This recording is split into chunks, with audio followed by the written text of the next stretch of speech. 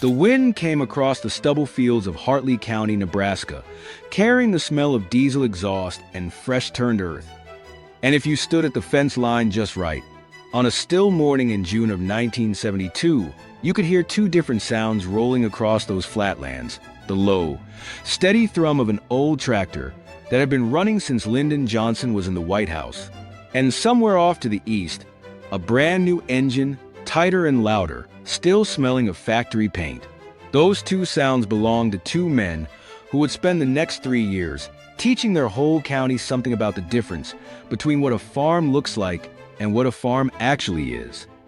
Before I get into this story, I want to be straight with you about what you're about to hear. What I'm about to tell you is based on documented events and patterns that played out across rural America during the early to mid-1970s, a period agricultural historians now call one of the most volatile stretches in modern farming history.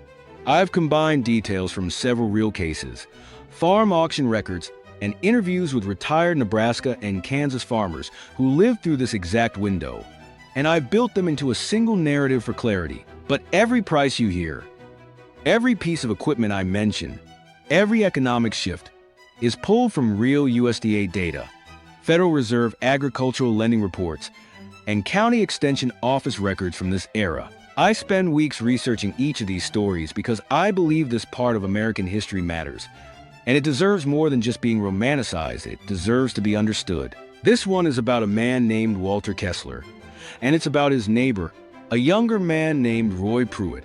And it's about a machine that cost about as much as a house and a piece of land that, in the end, was worth a whole lot more than anybody in Hartley County understood at the time. Walter Kessler was 61 years old in the summer of 1972, and he farmed 420 acres about 6 miles outside a little grain town called Willow Bend. The kind of place with one stoplight, a Sinclair station, a Lutheran church, and a feed store that doubled as the unofficial town hall. Walter's father, a man named Otto Kessler, had homesteaded that land back in the 1920s, and Walter had grown up on it during the worst of the Dust Bowl years. Old enough by 1935 to remember dust drifting against the fence posts like snow, and old enough to remember the day his father stood in the yard and made him a promise that they would never again farm this land like it owed them something. Otto Kessler had lived through the Soil Conservation Service coming through in the mid-1930s, teaching farmers about contour plowing, shelter belts, and crop rotation, and Otto had taken every bit of it to heart. He planted rows of Osage orange and cottonwood as windbreaks along the north and west edges of his field's trees that by 1972 stood 40 feet tall and had saved that topsoil through droughts in 36, in 56, and would save it again. Walter kept every one of those practices going. He rotated corn with soybeans and winter wheat. He terraced his sloped ground. He kept 100 acres in pasture and hay instead of pushing every last foot into row crops. And by 1972, Walter Kessler was driving the same tractor he'd bought new 8 years earlier, a John Deere 4020. Diesel, with a 3-point hitch and a roll guard canopy he'd added himself because the factory cab was extra money he never saw the need for. Now, if you know anything about tractors from that era, you know the 4020 wasn't just some ordinary machine. John Deere introduced it in 1964, and it became one of the best-selling tractors in American history. Over 120,000 units sold before production ended in 1972.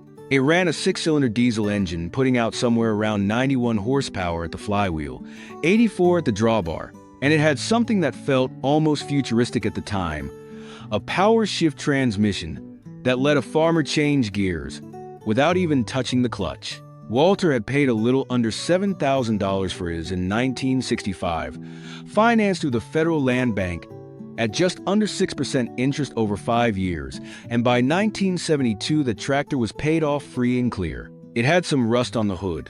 The paint had gone chalky under the Nebraska sun, but it started every morning. It pulled every load. Walter asked of it, and it didn't owe the bank a nickel. Roy Pruitt was 34 years old, and he farmed the section right next to Walter's, land his wife June had inherited from her father 2 years before. Roy was ambitious in the way a lot of young farmers were ambitious in those years, and I want to be honest with you, his ambition wasn't foolish on its face. In fact, it made a strange kind of sense given what was happening in American agriculture right at that moment. And this is where I need to stop the story for a minute and give you some real historical context. Because without it, you won't understand why half of Hartley County thought Roy Pruitt was the smartest young farmer they'd ever seen. In July of 1972, the Soviet Union, dealing with a catastrophic wheat harvest failure, quietly began buying up American grain in what would later be nicknamed the Great Grain Robbery. Before word got out to the public, Soviet buyers had locked in deals for roughly 30 million tons of American wheat, corn, and other grain at prices that were frankly a steal for them and a golden opportunity for anyone who figured it out fast. Corn prices, which had been sitting around $1.08 a bushel in 1971, started climbing, and by late 1973 and into 1974, they crossed $3 a bushel, nearly triple in under 2 years. Wheat did something similar. Soybean prices spiked so hard that in the summer of 1973, the Nixon administration actually placed a temporary embargo on soybean exports because domestic supply was getting squeezed. And on top of all that, Secretary of Agriculture Earl Butz was traveling the country telling farmers to plant fence row to fence row, pushing them to take marginal land out of conservation programs and put it into full production, telling them America needed to feed the world, and there was money to be made doing it. Land values across the Corn Belt responded exactly the way you'd expect. In Nebraska and Iowa, farmland that had been selling for around $200 an acre in 1970 was fetching $400, $500, even $600 an acre by 1975 in some counties, increases of over 100% in 5 years. According to USDA Economic Research Service land value surveys from that period, farmers who had spent their whole lives being cautious suddenly watched their neighbors get rich by borrowing hard and planting everything they owned. Roy Pruitt watched all of this happen and decided he wasn't going to sit still. In the spring of 1973, he walked into the John Deere dealership in the county seat and drove out 3 days later with a brand new 4,430 tractor cab gleaming, and he financed the whole purchase, nearly $18,000, which was a substantial jump from what a 4,020 like Walter's had cost less than a decade before, through a Production Credit Association loan at just under 8% interest, a rate that, at the time, seemed perfectly reasonable, given how fast grain prices were climbing. Now, let me tell you what made that 4,430 something genuinely different, because Roy wasn't showing off nothing. That machine represented real engineering progress. And any honest telling of this story has to give it its due. The 4,430, part of what John Deere called the Generation 2 line, introduced, starting in 1972, ran a turbocharged 6-cylinder diesel putting out around 113 horsepower at the flywheel, more than 20% stronger than Walter's 4,020. It came standard with something called the Soundguard cab, an enclosed, rollover protected cabin with real insulation, a heater, and eventually air conditioning as an option. A genuine luxury for a man used to eating dust all day behind an open canopy. It had a quieter cab, better hydraulics, a stronger PTO system for running bigger implements. And frankly, on paper, it could do more work in a day than Walter's tractor could. Roy wasn't a fool for wanting it. He was a young man looking at record grain prices, a booming land market, and a Secretary of Agriculture on the radio telling him to go big, and he went big. The first time Roy drove that tractor down the county road past Walter's place, he slowed down just enough to make sure Walter saw it. And a few days later, out at the feed store in Willow Bend, with half a dozen men standing around the counter drinking coffee out of paper cups, Roy laid it out plain. 413 acres this year, he said. Fence row to fence row, just like Butz says. Corn's at $3. Walter, $3 a bushel. You could be running that ground of yours a whole lot harder than you are.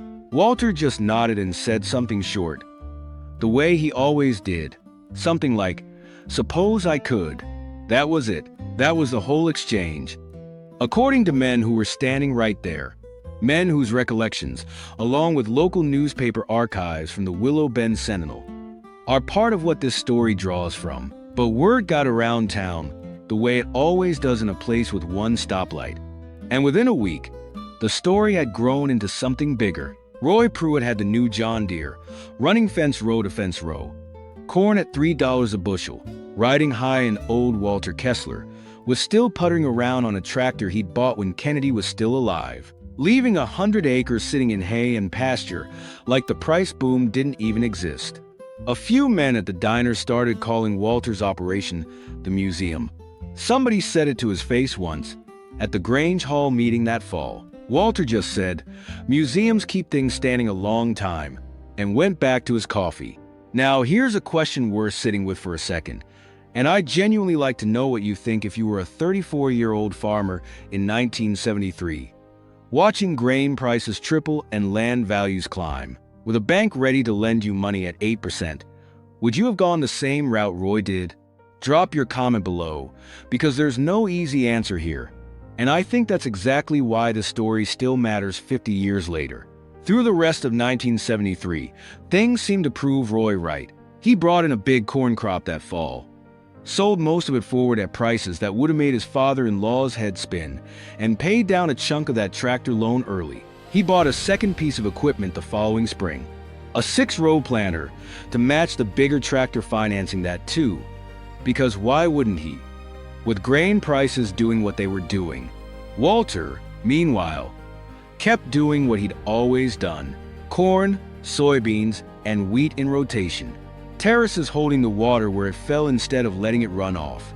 100 acres in alfalfa and pasture, feeding a small herd of cattle, he kept as a kind of insurance policy against a bad grain year. A practice a lot of old-timers called diversification, long before that word showed up in any farm economics textbook. Then October of 1973 arrived, and the world changed in a way nobody in Hartley County saw coming. On October 6th, war broke out in the Middle East between Israel and a coalition of Arab nations. And within weeks, the Organization of Petroleum Exporting Countries announced an oil embargo against the United States in retaliation for American support of Israel. Almost overnight, fuel prices in America started climbing, and by the following spring, diesel fuel, the lifeblood of every tractor, combine, and grain truck in the country, had roughly quadrupled in some regions. And in the worst months, fuel was simply hard to get at any price. Farmers who had scheduled their spring planting around a certain fuel budget found themselves waiting in line at co-op fuel pumps, sometimes for hours, sometimes coming away with ration amounts. Fertilizer prices, tied closely to natural gas and petroleum, spiked right alongside diesel and hydrous ammonia, the backbone of modern corn fertilization. Saw price increases of over 100% in some parts of the Corn Belt between 1973 and 1974, based on figures later compiled by USDA economists studying the input cost crisis of that period. For a farmer like Roy, running 413 acres fence row to fence row, with a big new tractor and a bigger new planter, that fuel and fertilizer spike hit like a hammer, because every one of those acres needed the same heavy fertilizer input to keep producing at the level he'd planned for, and every one of those acres needed diesel to plant, spray, and harvest. For a farmer like Walter, with 100 acres in pasture and hay that needed no fertilizer at all, beyond what his cattle put back into the ground, and with a rotation that put nitrogen-fixing soybeans and clover back into his soil every few years, the fertilizer bill simply wasn't as brutal. Walter's fuel consumption was lower too, as 4,020, while less powerful, sipped diesel at a lower rate per acre than Roy's turbocharged 4,430 under full load. And with fewer acres and intensive row crop, he simply needed less fuel to get his crop in the ground, embargo or no embargo. Roy gritted his teeth and got his crop planted that spring of 1974, but it cost him nearly double what he budgeted, and he had to draw on a line of credit at the bank in the county seat to cover it, on top of the tractor and planter loans he was already carrying. Then came the summer, and Hartley County got hit with something that had nothing to do with oil embargoes or grain markets or any of it. In the last week of July 1974, a dry line pushed through from the southwest, and for 11 straight days, the county saw no rain and daytime temperatures over 100 degrees, a stretch that older farmers compared, only half joking, to conditions their fathers had described from the 30s. The National Weather Service station at the county seat recorded it as one of the driest, hottest stretches in over 2 decades for that part of Nebraska. Corn across the region started to fire and roll its leaves under the heat stress, and on Roy's 413 acres, planted fence row to fence row, with no windbreaks left standing, because he cleared 2 old shelter belt rows the year before to squeeze out another 11 acres of tillable ground. The wind came across that open land and just cooked it. Soil moisture that should have been held by grass buffers and tree lines instead evaporated straight off bare, exposed dirt. Walter's corn suffered 2 nobody's crop, sailed through 11 days over 100 degrees without damage, but his shelter belts broke the worst of the wind. His terraces had been holding moisture from spring rains longer than open ground could, and his pasture and hay ground, needing far less from the sky to begin with, gave him something to fall back on. When the county extension agent came around in August doing crop damage assessments for insurance purposes, records show Roy's yield estimates came in around 40% below his planned average, while Walter's came in around 18% below as a gap that, on paper, might not sound dramatic, but on 400 acres of financed ground, was the difference between a hard year and a genuine crisis. That's the moment this story really turns. And it's worth pausing to say this wasn't about one man being smart and one man being foolish. Roy Pruitt did what a huge number of farmers across the Midwest did in those years, encouraged by their own government and by prices that, in the moment, looked like they'd never come back down. What happened to Roy happened, in some form, to tens of thousands of American farmers. And understanding it is a big part of understanding why the farm crisis of the 1980s hit as hard as it did just a few years later. By the fall of 1974, the bright shine on Roy's operation had started to dull. He brought in a corn crop that was well below what he projected when he signed his loan papers. At a time when input costs, fuel, fertilizer, interest had all climbed steeply. And here's where the financial picture really turned dangerous. And I want to give you the real numbers, because this is the part of the story that agricultural economists still study. Interest rates on farm operating loans, which had sat around 7 to 8% in the early part of the decade, began climbing sharply as the Federal Reserve tightened monetary policy to fight the inflation triggered by the oil crisis. By 1974, some farm credit reports, including figures the Federal Reserve Bank of Kansas City tracked for its agricultural lending district, which covered Nebraska, showed operating loan rates pushing past 9 and 10%. With some production credit associations charging even more for farmers whose debt load had grown large relative to their equity. Roy was carrying his tractor loan, his planter loan, and now an operating line of credit that had grown fatter than planned because of the fuel and fertilizer spike. And his harvest wasn't big enough to cover all 3 at the rates the bank was now charging. In November of 1974, Roy got a letter from the bank asking him to come in and discuss his loan structure. That's a polite way, in banking language of that era, of saying they were worried. Now, I want to slow down here and give you a second piece of technical context, because this is where the difference between Walter's old 4020 and Roy's new 4000. 430 stopped being about horsepower and started being about something else entirely: debt-to-equity ratio. A concept that sounds dry until you understand it's the exact thing that decided which farms survived the coming decade and which didn't. A 4020, paid off since 1969 or 1970 for most farmers who bought one, represented an asset sitting free and clear on a farmer's balance sheet, something the bank could look at and see as pure equity, something that made a farmer's overall financial position look strong, even in a bad year. A 4,430, financed at $18,000 with a planter and an operating line stacked on top, represented the opposite of liability that had to be serviced every single year regardless of what the weather or the market decided to do. In good years, leverage like that made a farmer rich fast. Roy had proved that himself in 1973. but leverage cuts in both directions, and in a bad year, that same debt structure could turn a 40% yield shortfall into something close to insolvency. This is a principle that's still taught in agricultural economics programs today, and it's worth sitting with for a second, because it applies just as much now as it did in 1974. Modern farmers making decisions about $500,000 combines face the exact same math Roy Pruitt faced with his $18,000 tractor. The question was never really about whether the equipment made you more efficient. It usually did. The question was always about what happens to your operation if the one good year you borrowed against turns out to be the exception instead of the new normal. It was right around this time, late November of 1974, with the first hard frost already on the ground, that the moment happened which gave the story its name, though it didn't feel dramatic at the time. According to men who remembered it, it happened at the county fairgrounds, of all places, at a farm equipment exhibition. The local implement dealers put on every fall to show off next year's line before the Christmas season, a tradition that drew farmers from 3 counties around just to look and talk shop and drink cider. Roy was there, and so was Walter. And Roy, maybe out of old habit, maybe because a man under financial pressure sometimes talks louder about his tractor than he talks about his bank statement, started up again in front of a group of neighbors, standing right next to his 4,430, gleaming under the fairground lights.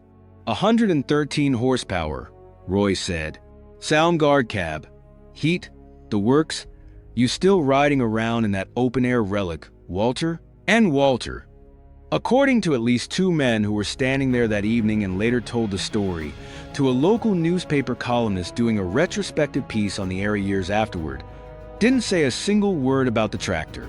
He just looked out past the fairground lights, toward the dark shape of the land beyond town, toward where both their farms sat 6 miles out, and he said, "Go on out and look at my fields, Roy. Then come look at yours." That was it. No lecture, no gloating, just a plain, quiet sentence from a 63-year-old man standing next to a machine half his neighbor's age. But it landed, because everybody standing there that November evening already knew, one way or another, whose corn had come in heavy that fall and whose hadn't, and everybody had heard, one way or another, that Roy had gotten a letter from the bank. If you've made it this far, I'd genuinely like to hear from you in the comments. Do you think Roy Pruitt made a bad decision buying that tractor? Or do you think he made a reasonable bet that just happened to run into historically bad luck? Because I think the honest answer is more complicated than either option, and that complexity is exactly what a lot of these stories about rural America tend to flatten out. And if any of you out there lived through this era yourselves, or had a father or grandfather who farmed through the oil embargo and the grain boom, I'd love for you to share what you remember in the comments. What was farming actually like in your part of the country during these years? These first-hand memories are part of what keeps this history alive, and I read every one of them. The winter of 1974 into 1975 was a hard one for Roy Pruitt, and it's worth being honest about what that meant. Because this isn't a story where everything simply worked out fine. Roy went into the bank in December, and the loan officer, a man named Delbert Cavett, who'd been handling agricultural loans in that county for over 20 years, laid out the numbers plainly. Roy's debt load, relative to the reduced value of his harvest and the higher interest rate environment, put him in a position where the bank needed either additional collateral or a restructured repayment plan just to keep the operating loan in good standing through the spring. Roy didn't have much more collateral to offer beyond the land itself, and putting the land up as security on an operating loan was the kind of move older farmers in that county, men who remembered the 1930s, considered close to the most dangerous thing a man could do. Roy went home that night and, according to family recollections that later informed this account, sat at his kitchen table with June until nearly midnight, going over the numbers themselves, trying to find a way through it that didn't involve risking the land her father had left them. Here's where the story takes its real turn. And it's not the turn you'd expect from most farm tales you've probably heard before, because this isn't a story about Walter simply being proven right and Roy learning a hard lesson in isolation. It's a story about what a farming community was actually built to do in moments like this, something that's easy to romanticize, but that really did happen.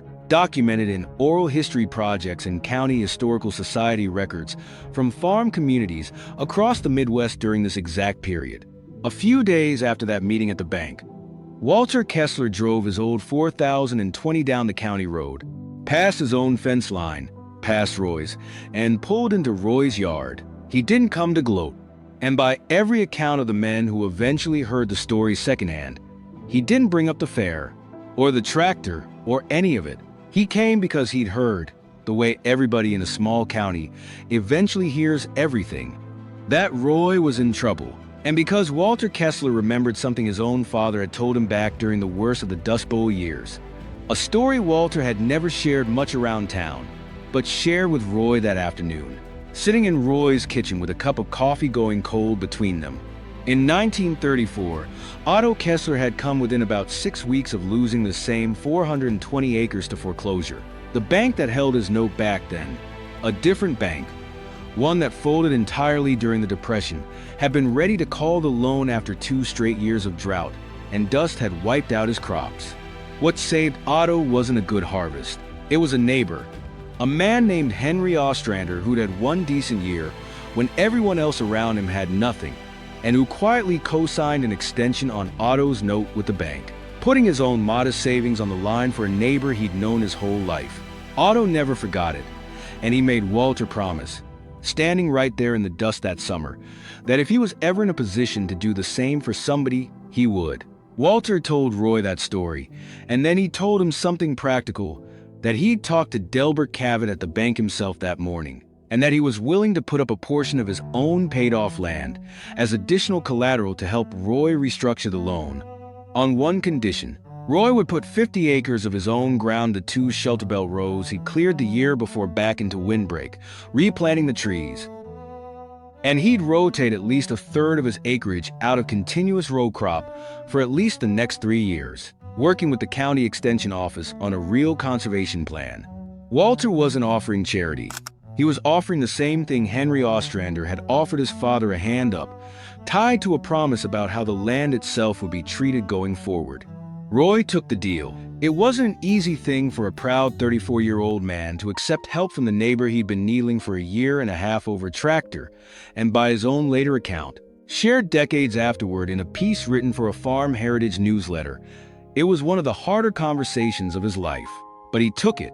And the bank restructured his loan that winter, and Roy spent the spring of 1975 replanting 2 rows of cottonwood and Osage orange along ground he'd cleared 18 months earlier, working alongside a county extension agent to redesign his rotation. I want to be honest with you about how this story ends, because it's not a clean, triumphant ending, and I think that's actually more valuable than if it were. Roy Pruitt didn't lose his farm. He also didn't become some overnight convert who tore out his new tractor and went back to old ways. The 4,430 stayed, and by most measures, it was still the better machine. And Roy kept using it for the rest of his farming life, right alongside a rotation and a conservation plan that looked a lot more like Walter's than like the fence row to fence row approach Earl Butz had been preaching a few years before. Grain prices came back down from their 1973 and 74 peaks over the following years. Land values leveled off and, in a lot of counties across the Midwest, began the long slide that would turn into the full-blown farm crisis of the 1980s, a crisis that hit hardest the farmers who borrowed the most aggressively during this exact boom period. A pattern USDA and Federal Reserve researchers have documented extensively in the decades since. Roy Pruitt, having gone through his own hard scare in 1974 and having rebuilt his operation with more caution afterward, was one of the ones who made it through that later crisis when a lot of his neighbors, men who kept expanding and kept borrowing right through the late 70s, did not.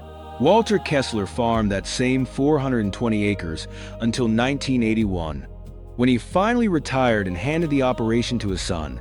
And by every account, he never once brought up that evening at the fairgrounds again. When people in town told the story afterward, and they did tell it for years, at the feed store and the diner, and eventually to a local reporter working on a piece about the era, Walter would just shrug it off and say something like, "Wasn't about the tractor. Never was." And that, I think, is the real lesson underneath this whole story. the one that connects it to something bigger than one county in Nebraska in the 1970s. The measure of a farm was never really the equipment sitting in the yard. It was the condition of the soil 10 years down the road, the debt-to-equity ratio a man could sleep soundly with, and whether the ground would still be worth something to the next generation after the boom years had come and gone. That principle didn't disappear when the 1970s ended. Agricultural economists teach some version of this exact lesson in farm management courses today, because modern farmers, staring at $500,000 combines and record commodity prices during boom years of their own, face the same fundamental choice. Roy Pruitt faced in 1973, how much of tomorrow's uncertainty are you willing to borrow against today's good year? Do you think that lesson still holds up in modern agriculture, with all the technology and scale that's changed since then? I'd be curious to hear your take on that in the comments, especially from anyone who's actually run a farm operation and dealt with that exact calculation themselves. This kind of story is exactly why I keep doing this work, week after week, digging through old USDA reports and county records and newspaper archives to try to get the details right. Because I think there's a real difference between telling an entertaining story about the old days and actually preserving what happened. Every economic figure, every piece of equipment, every historical event you heard about tonight is grounded in the real record of that era. And I think that record deserves better than to be flattened into a simple tale about an old-timer proving a young know-it-all wrong. The truth, as usual, was more complicated and more human, and more worth remembering than that. If this story meant something to you, if it made you think about your own family's history on the land, or about a tractor sitting in somebody's barn right now that's older than half the men who joke about it, I'd ask you to do a couple of things. Leave a comment and tell me what you think Walter's real motivation was that day at the fairgrounds: pride, kindness, or something more complicated than either. Share this video with anybody you know who grew up around a farm in the 60s or 70s, because stories like this one are disappearing along with the generation that lived them, and every share helps keep them alive a little longer. And if you want more of these historically grounded rural American stories, real research, real numbers, real people, told the way an old-timer would tell it to you on his front porch, go ahead and subscribe, because there's a lot more of this history still waiting to be told, and I've got no plans to stop digging for it anytime soon.